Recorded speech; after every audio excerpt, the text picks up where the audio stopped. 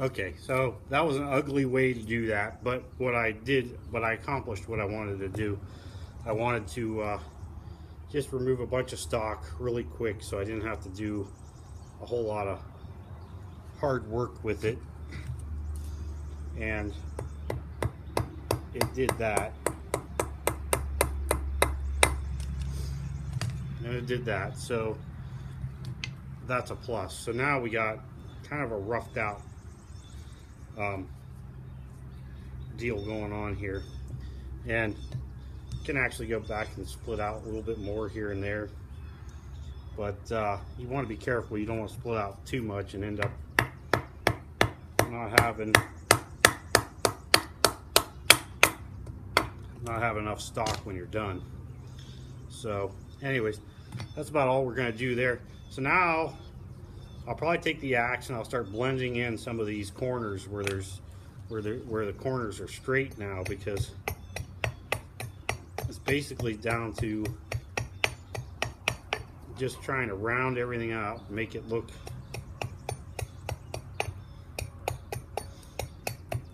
the way it's supposed to.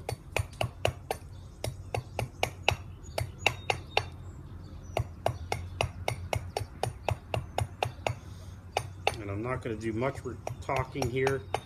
I'm just going to work it and record it, and probably when I go to do the video I'll speed it up a bunch so you guys can have an idea what we're doing. So I'll just leave it at that.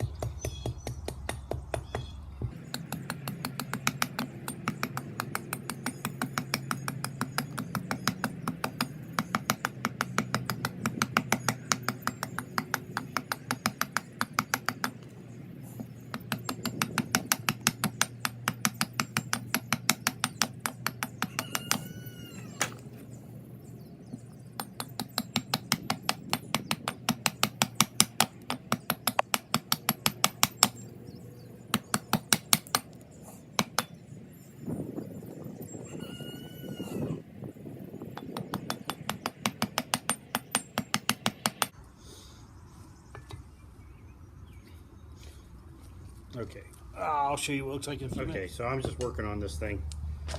I'm just slowly working everything around. This takes some time. For me, I gotta visualize it too, because you put the pattern on here this way, and you put the pattern across the top of it, but you still got to remember that you got to go this way with it too. So you're actually taking your patterns off of it, which that's okay. But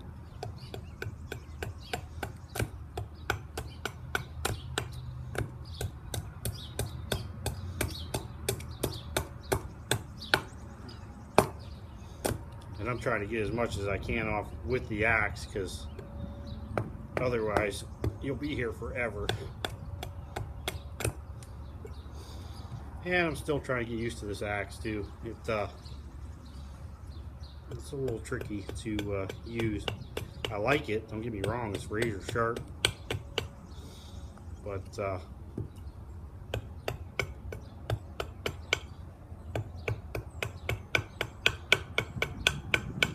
takes a little bit of getting used to, just like any other new tool. Once you use it, the more you use it, the more used to it you'll get.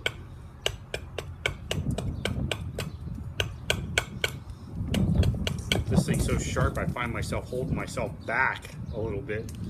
Otherwise you'll if you hit it too hard or something, you'll end up taking wood off where you really don't want to.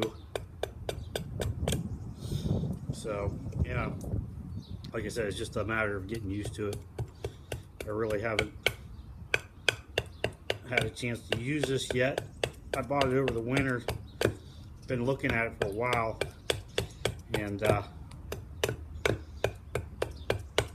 little woman, as good as she is, noticed that I was looking at it, and she was like, well, you never buy yourself anything.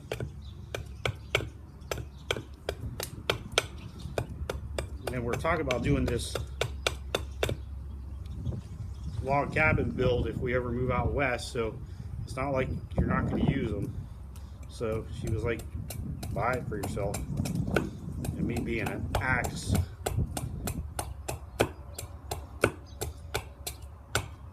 nut, I figured why not, because you know. Okay, I'm going to get my knife out a little bit and do a little bit of knife work around this handle area. And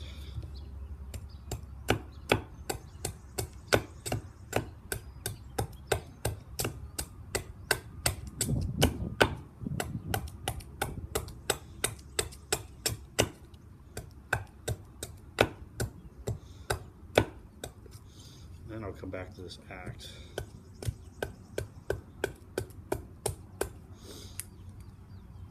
Okay, so let me put this away for a few minutes, and I'm gonna get the knife out for a little bit. Okay, so had to put the axe away for a little bit. My arms were getting a little bit tired from using it because I'm not used to it, and I didn't want to, you know, injure myself. So now we're just gonna do a little bit of hand carving here. And of course I'm using one of my hand forged knives,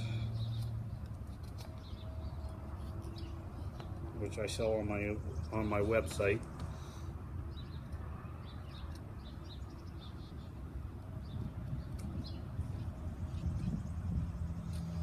And I'm out of the camera. Anyways,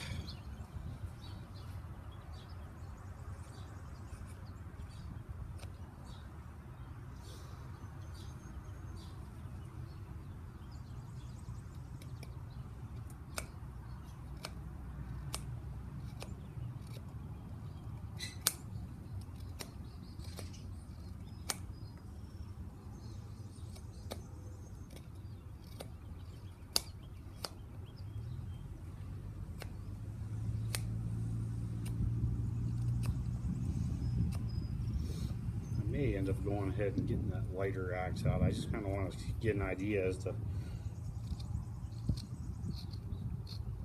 where my handle is going to end up being. I don't want to accidentally go too far on it and screw myself.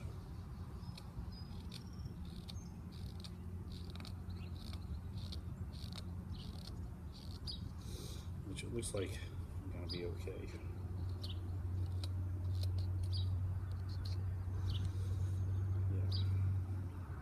So if I can get in there with the axe real gentle, like, I can go ahead and do a little more rounding out on this. I need to take this out a little bit in here, which sometimes I don't know if it's easier to do it with the axe or the knife. But let me go ahead and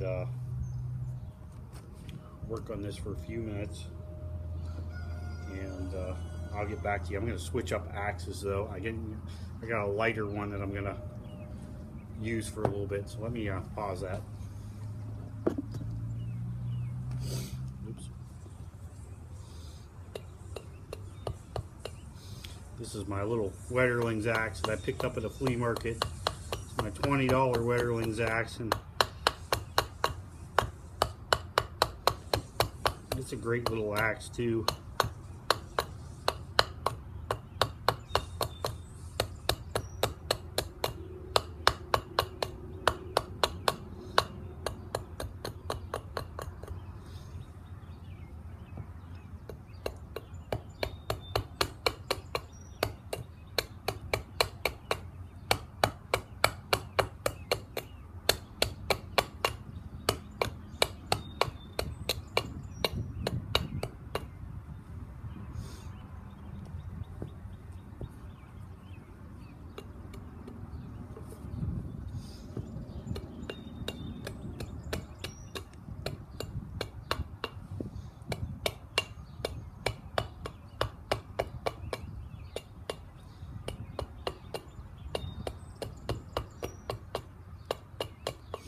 And basically, I'm just taking little tiny chops because I'm really trying to be careful. I don't want to get into that handle area too much. I mean, it's okay if you come down and bump it, but you don't want to start chopping into it real deep.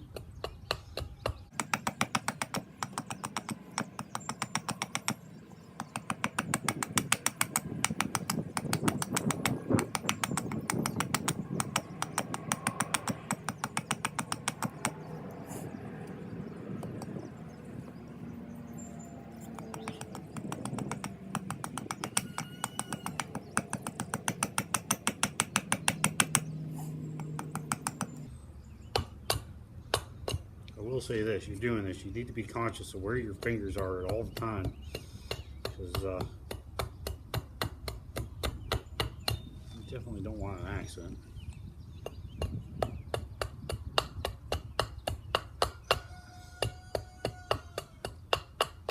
And with this, I'm just taking really small controlled chops.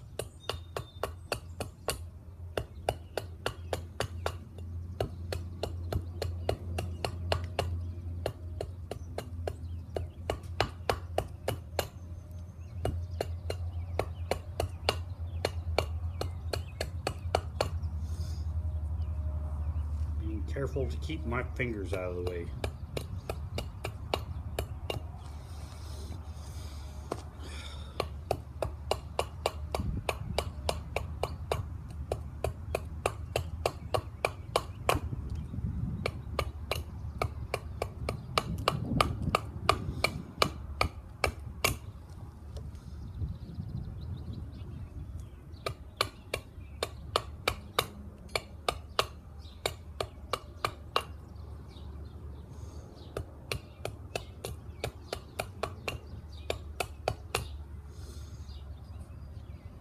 Probably could have left a little bit more stock on there, but that's okay. Like I said, I wanted this to be a small kuksa cup anyways. I wanted one that I could actually carry with me, because like I said, I've made them before and they end up bowl shaped, and I've only made a couple kuksas. Like I said, I'm not a professional carver, but it's not much different than making a spoon, really. The only thing different about kuksa is the crack factor, which is something that you're gonna have to get over, and I've done a little bit of reading about it, and there's a couple different ways to get around your kuksa cracking, and it's something that we'll have to experiment with. I think I read somewhere that like the old Finnish guys would carve their kuksas till they were almost finished with them, and then they would boil them in just a pot of boiling water. Supposedly that would boil the sap out of them, and I don't know, we're just gonna have to play around with a little bit of that, because I have done a few of these, but I was always afraid of them cracking, so I always did them out of dry wood. And it's the first time I've ever done one out of green wood. So, like I said, we'll have to play around with it a little bit.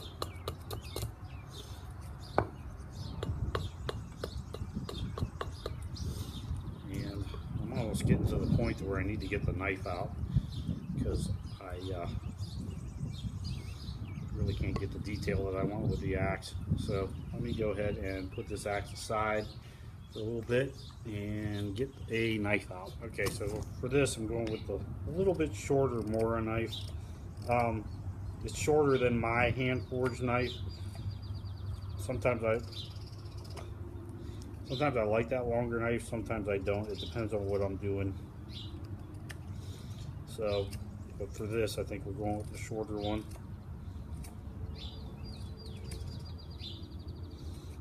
Don't get me wrong, I will use the long one for some things, but not everything. This is just a matter of playing around with it and getting it to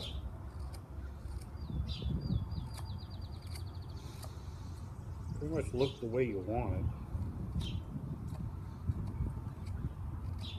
I know it looks like I'm carving towards myself, but I'm always keeping my thumb back out of the way so I can't run my knife into it. My thumb's like below, that way if my knife would go past it, it goes right past my thumb. Not, I don't keep my thumb right up here and then have it go like that. So.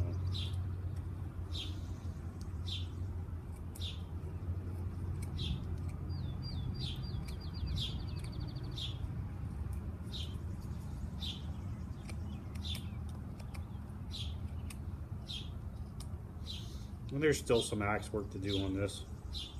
Kind of wanting to work this inside here out so I can see where I'm at. So I don't want to take off any more stock than I have to, and that's kind of why I switched over to the knife. Although I can see that I'm going to have to take at least a little bit out of here. So now we'll switch back over to the axe.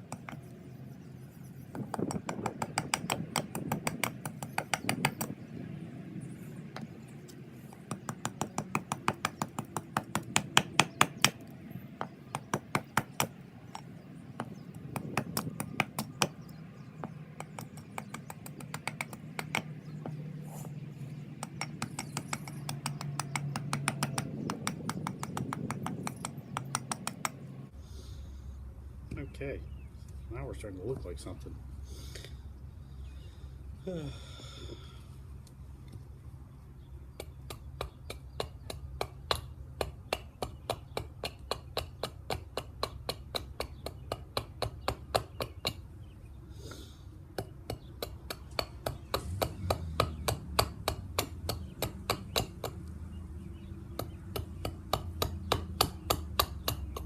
I haven't really messed with this handle area yet a whole lot because I'm really not sure what I want to do yet.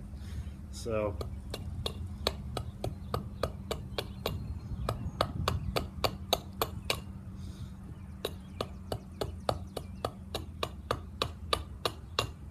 I'm just kind of leaving that for last.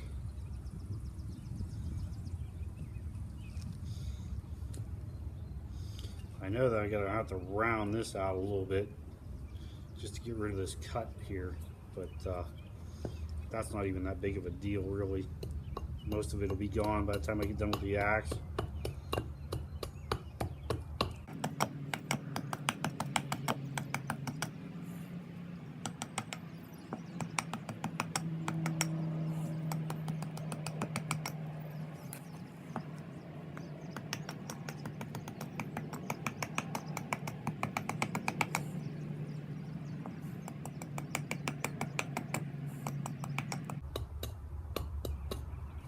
A lot of real fine axe carving with this kuksa stuff. So you gotta, like I said, you gotta be really careful where your fingers are. And like I said, I'm no professional. It's just something I like to do once in a while.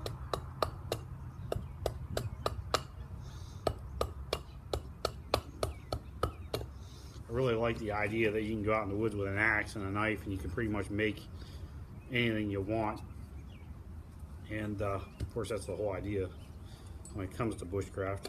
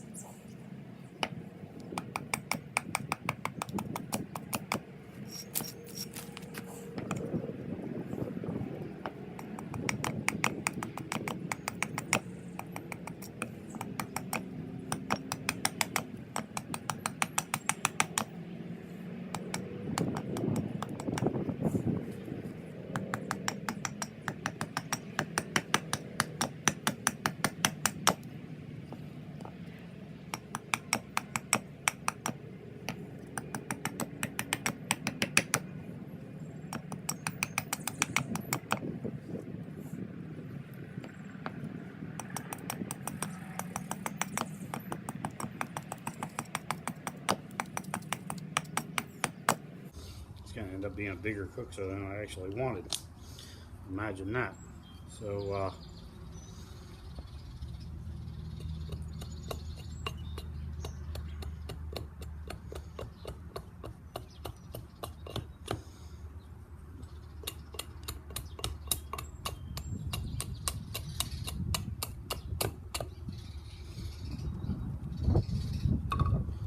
okay, I'm going to get the knife out and try to round this bowl out the rest of the way with a knife.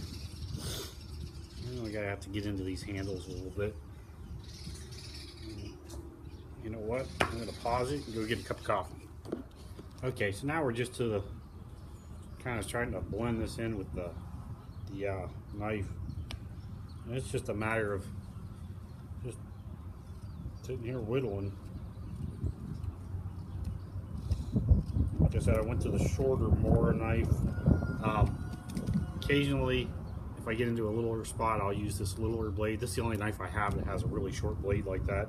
I'd like to get another one, just a dedicated carver type knife with a blade like that, but right now I don't have one. So basically we're just gonna try to round this out. And like I said, when you're cutting towards yourself like this, I don't know if you can tell, but when I go like this, my thumb is way out of the way. That way, if I go past, I'm not going to cut myself. If you go like this, and you're doing that, you're going to get yourself every time. So, just something to remember. I know it looks like I'm cutting towards myself, and I am, but it's not as bad as it looks on camera. I'll put it that way.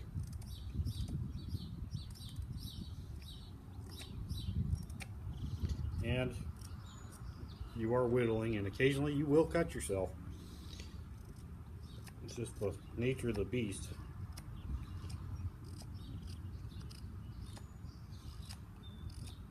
Not always, though. I get myself once in a while. And it's usually because I'm in a hurry and I did something stupid.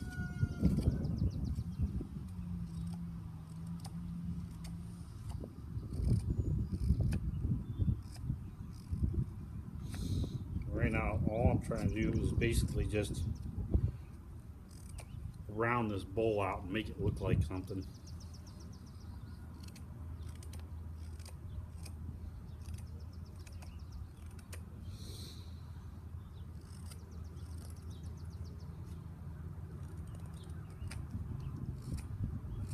I still got my lines on the outside of this, but I think it's going to end up being just a smidge bigger than what I drew, just because it seems like it's going to work out that way.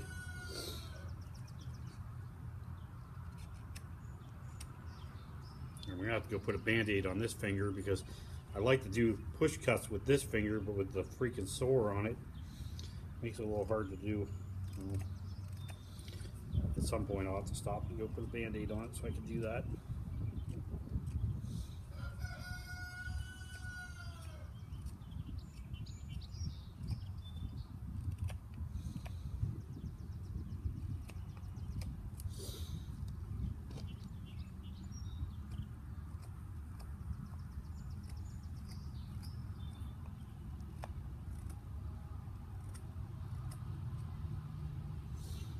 And sometimes I'll even lay it down like this and do some power cuts, but it just depends on what you're trying to do.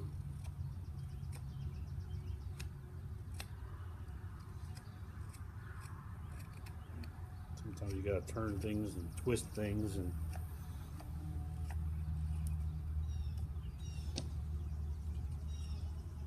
until you get what you need to get done.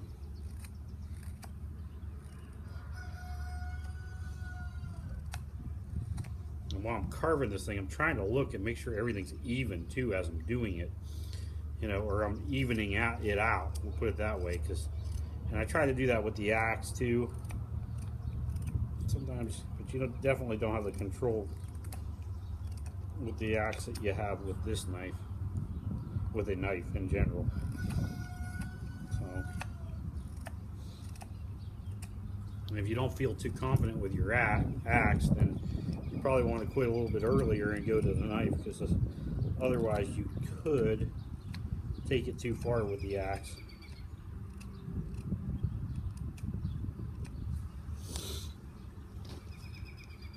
Okay, well, I am going to just whittle on this thing for a little bit.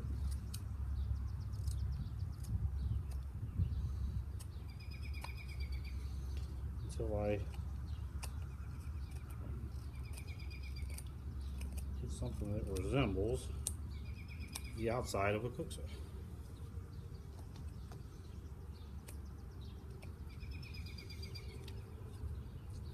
We're almost getting to where it resembles one at this point, but not quite.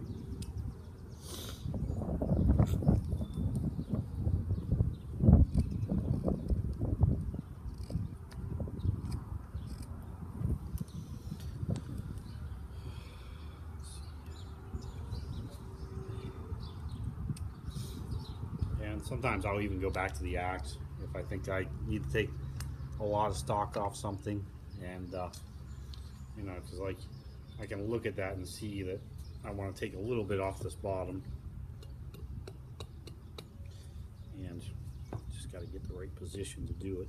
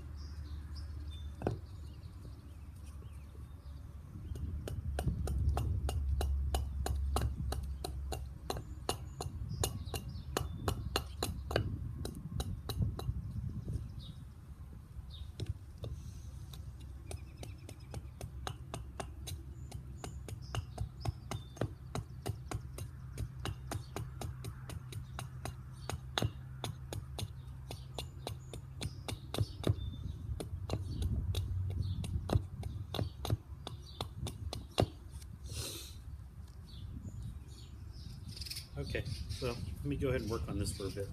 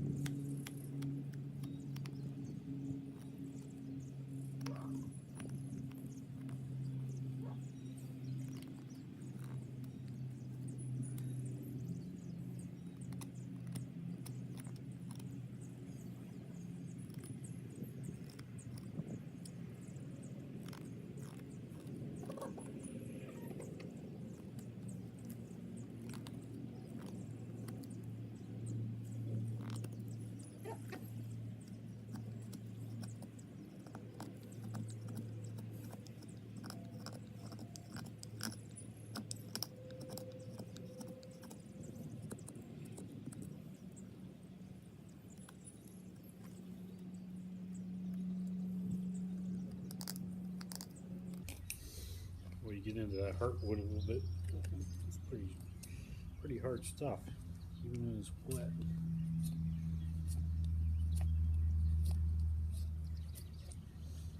I don't know how long this wood has sit either. It doesn't feel like it's like totally wet.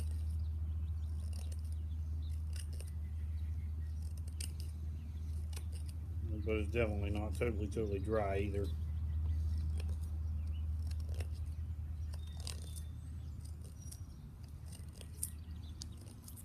I just love how this grain's coming out though.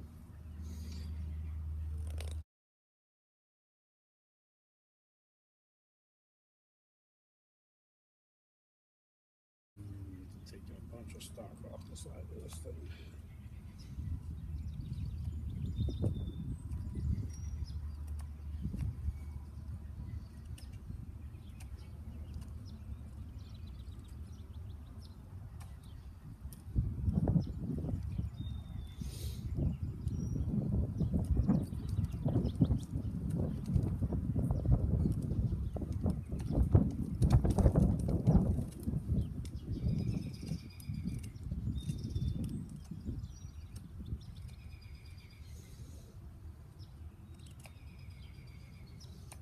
And this is the part that's time consuming because you're just